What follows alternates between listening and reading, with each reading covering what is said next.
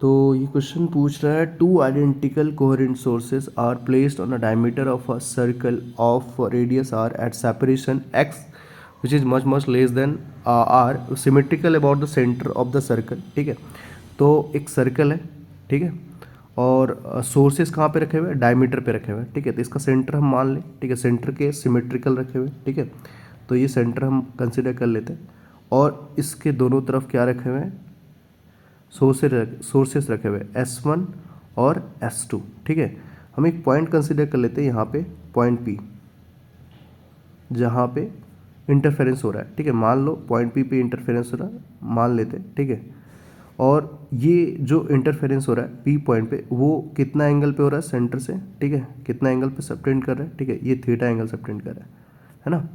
तो यहाँ पे अगर हम पार्ट डिफरेंस निकालने की कोशिश करें तो पार्ट डिफरेंस के लिए क्या करना पड़ेगा, S2 से एक परपेंडिकुलर होगा, क्योंकि S1P इज़ ग्रेटर देन, यहाँ पे S1P is greater than S2P। ठीक है, तो पार्ट डिफरेंस कौन ज़्यादा पार्ट ट्रैवल किया होगा, S1P है ना, और S2P कम किया होगा। तो पार्ट डिफरेंस अगर हम लोग यहाँ से एक परपेंडिकुलर ड्रॉ करें, ठीक है, तो एक परपेंडिकुलर ड्रॉ करेंगे ऐसे करके, तो पार्ट डिफरेंस निकल के आएगा ये, है ना, ये मान लो m है, तो पार्ट डिफरेंस कितना, डेल एक्स मान लेते हैं। ठीक है, और ये दोनों के बीच में डिफरेंस गिवन है which is x and which is equal to 5 lambda. ठीक है, तो इसको हम लोग स्लिट विड्थ भी मान सकते हैं। ठीक है, दो सोर्सेस के बीच में डिफरेंसेस है, ठीक है, d का, है ना, d is equal to which is x equal to दिया हुआ है। ठीक है, तो यहाँ पे हम पार्ट डिफरेंस निकालना चाहेंगे, तो अगर हम ज्योमेट्रिकली सॉल्व करें तो डेल एक्स का वैल्यू जो पार्ट डिफरेंस आएगा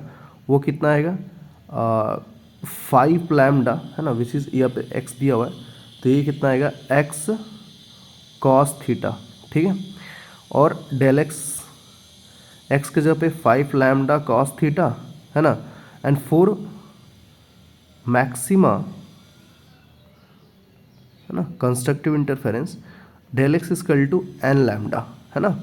तो अगर हम लोग एन लैम्डा पुट करें और ये 5 लैम्डा कॉस थीटा होता है, तो लैम्डा लैम्डा कैंसिल होगा और एन का वैल्यू कितना होगा, 5 कॉस थीटा होगा। ठीक है, तो थीटा का वैल्यू कहाँ से कहाँ चेंज कर सकते हैं। ठीक है, थीटा का वैल्यू 0 से 90 के बीच में। ठीक है, अगर हम बात करें एन की, एन पॉजिटिव ही आएगा। ठीक है, थीटा का वैल्यू 0 से 90 डिग्री करना है, तो मैक्सिमम वैल्यू 1 होगा, और ये यहाँ 0 0 मतलब ये एंगल यहाँ से यहाँ चेंज करेंगे 90 डिग्री, और ये 90 डिग्री, तो बेसिकली कॉस 90 पे 0 देगा। ठीक है, तो यहाँ पे एक मैक्सिमा बनेगा, है ना, और 0 पे भी एक मैक्सिमा बनेगा। ठीक है, यहाँ पे जो मैक्सिमा बनेगा उसका पार्ट डिफरेंस कितना होगा, टोटल 5 लैम्डा होगा, और यहाँ पे पार्ट डिफरेंस कितना होगा, डेल एक्स इक्वल टू 0 होगा।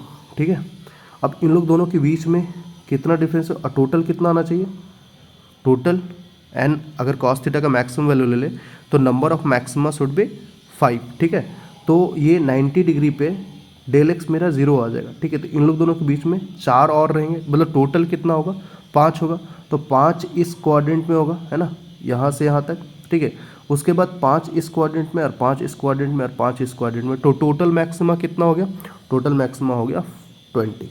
ठीक है ना।